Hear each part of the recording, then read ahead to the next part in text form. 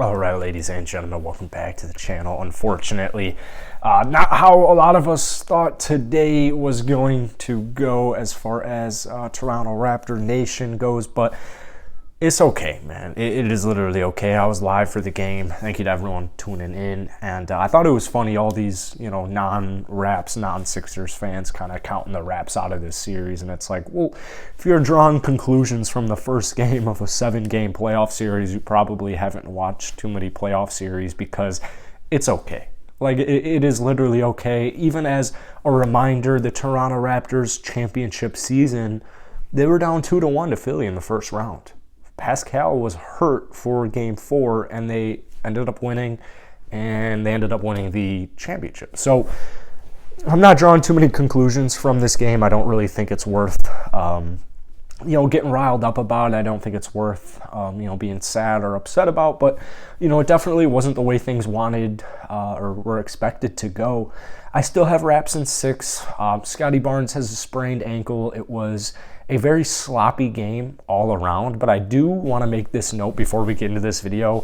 Toronto was only outscored by 2 points in the second half of the game. So, Philly, I think they played probably not their best game of the season, but one of the best games of their entire season. Obviously, you had Tyrese Maxey drop 38 points.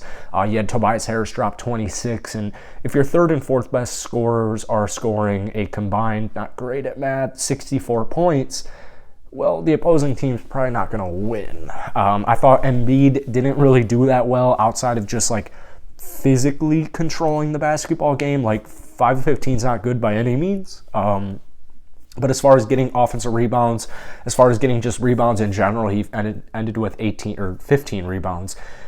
He was good. He was physical. I think Toronto is just going to have to, figure out ways to limit the offensive rebounds, limit the offensive putbacks, because second chance points was what really kind of controlled the game in the first quarter and second quarter. Before we go any further in this video, man, if you guys enjoy it, hit the like button, hit that sub button. I'm going to be covering this series. I'm going to be live for this series every single game and post NBA videos every day. So let's try and hit 100 likes on today's video. I know it's, kind of sucks for Raps fans, but everything's going to be all right, man. Everything is definitely going to be all right. I rarely talk about refs, very, very, very rarely talk about refs. You knew from the get-go, like a couple seconds in when Freddie got his first foul, a couple minutes in when Freddie got his second foul, Chris Boucher had like 3 after the first. This game was bull as far as referees go. I'm not blaming the refs for the loss, but, I do want to see things get a little bit more, like, fair. I look back at several fouls in the game, like, for example, James Harden's 3 where it wasn't even really a shooting foul. Gary Trent didn't even really touch him at all, and it was a foul. It just wasn't an ideal referee night tonight. But from Toronto's standpoint, things... the Scotty Barnes injury sucks, man. The Thaddeus injury sucks. Hopefully both of them are good to go for game 2. At the very worst, hopefully they're good to go for game 3. The game just ended, so I don't really, unfortunately, have an update outside of Thaddeus hurt his thumb and Scotty Barnes rolled his ankle when Joel Embiid stepped on it. I don't think Joel is necessarily like a quote-unquote dirty player, tried to injure Scotty Barnes, but he's a very physical player, and Joel is a very emotional player as well. So something to, keep in mind. It's just something to keep in mind. Like, he's going to be very emotional out there. We saw him cry a couple of seasons ago, hence the nickname Crybaby Embiid. He's just going to be putting it all out on the line. Obviously, everyone's got a lot of respect for Joel Embiid as far as his work ethic goes, but I just need a little bit more from this Rap squad. I need a little bit more. I need him to dig a little bit deep. Scotty Barnes was on his way to becoming the first Raptors player, or first Raptors rookie to have a triple-double in the playoffs. He might have actually been on the way to be the first Raptors player to have a triple-double in the playoffs, but I doubt that's right. Gary didn't have a good game in any way, shape, or form. Siakam and Freddie had good games. Freddie actually ended up fouling out, but my thing with Scotty and Freddie is in the first half they were pretty irrelevant. They just weren't really aggressive. Freddie, got 2 fouls early on. Siakam's getting guarded by a guy named Joel Embiid, who is about to be the runner-up MVP. I mean, he's a hell of a defensive presence. Absolutely huge defensive presence. So, yeah, I just need a little bit more from Fred and Siakam. And the thing is, third quarter, the Raptors scored 37, gave up 38, but that's more of what I'm expecting the rest of the series to be as far as offensively goes with Siakam and Freddie, because they both had really solid third quarters. Scotty Barnes had a phenomenal game, but if you're at halftime and Scotty Barnes is your best player, guys need to step up. Guys just need to step up. You should not have your rookie, as good as Scotty Barnes' future is looking, as good as a player as he is right now, you can't have your rookie be your best player on the court. With a star-powered team like Philadelphia, that's not going to work. Now, here's my big thing. Defensively, I think they'll figure it out. Joel Embiid hasn't had much success against Toronto. I think James Harden's a choke artist, 6-17 tonight. James Harden, if he wasn't getting to the free throw line and he didn't make several impressive threes. He had some really impressive step-back threes, but he was, complaining whenever he didn't get a call. He was having some great passes. Harden tonight, passing the ball wise and just making threes, that's what he did really well tonight. But as far as Harden longevity in the series goes, I'm not afraid at all. Obviously, I'm a little biased because I covered the Houston Rockets, and I'm not a fan of just the professional attitude of James Harden, but I don't really view him as much of a threat. Before the series, I was talking about 2 players named Tobias Harris and Tyrese Maxey, and I was saying these are going to be very critical players. If those guys are giving you 20 points off of the bench, if both those 2 players are giving you 20 points, that's 40 points you have to make up for in ways like OG, Scotty. It's just going to dig yourself into a hole. In no way, shape, or form should Tyrese Maxey playing the Toronto Raptors ever have 38 points. Playoffs, regular season, Tyrese Maxey should never have 38 points ever again, not ever again, but for the rest of this series. I highly doubt Tyrese Maxey is going to be as comfortable as he was tonight. My issue is basically you'll run pick and rolls with Joel Embiid, and once Harden realizes none of his shooters are open and he's not able to get to the rim, what ends up happening is you dish it down to Joel Embiid.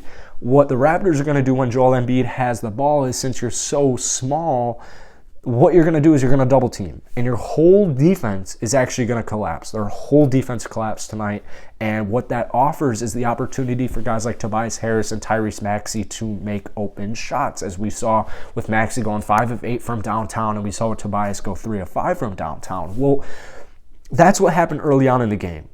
And Philly was still making their threes, but they're realizing, okay, Toronto is switching back on defense. They're switching everything, and once the ball is in Embiid's hands, their defense starts to kind of surround him, hoping for a turnover, hoping for him to make a bad mistake or what have you.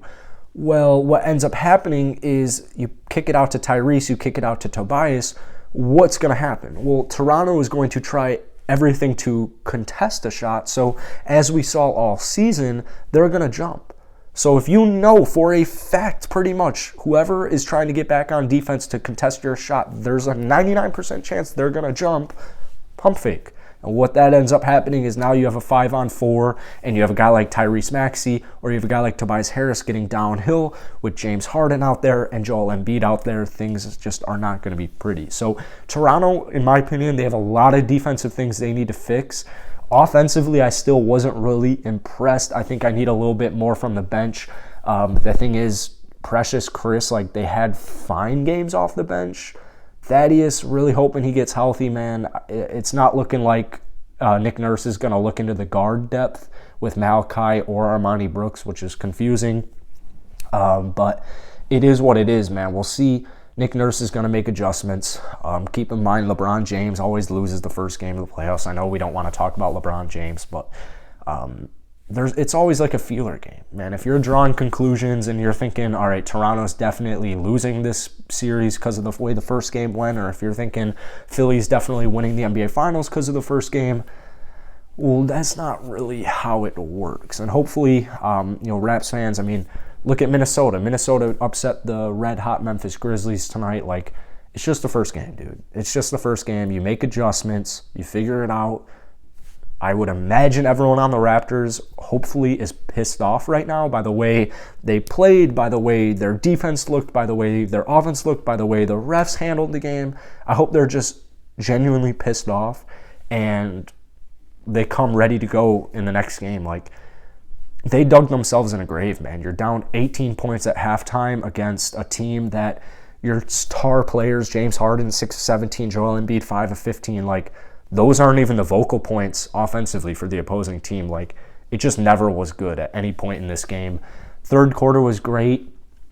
As far as scoring the ball goes, like, Toronto would go on a nice little, like, 10-0 run, 10-2 run, and then what would happen is the defense just kind of collapsed. They don't make their shots, and just like that, their 10-0 run is neutralized by a 10-0 Philadelphia run. So it's game one, man. It really isn't anything to stress about. Philadelphia obviously is a really talented basketball team.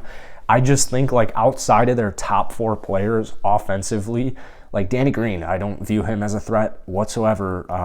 Shake Milton can score a little bit, but, Niang can make the 3 ball, but, like, they're not even going to play that much, dude. So you got to find ways to continue to neutralize Harden and Embiid, but you also have to make sure that guys like Tyrese Maxey and Tobias Harris aren't just, like, having their way with you. Like, they literally combined for 64 points. That's just unexcusable. So that's it for today, man. Not the best recap to make, but I wanted to give you guys my thoughts if you didn't tune into tonight's live stream. So, things are going to be all right, but definitely need to make some adjustments. Hi, Stella. Hi, I didn't know you were down here. Definitely need to make some adjustments for game number 2 on Monday, which I will be live for. Hopefully, I have that day off. So hit the like button, hit that sub button, man. I'll be covering the playoffs every day, all day, and I'll see you guys tomorrow. Drop some comments down below. Peace.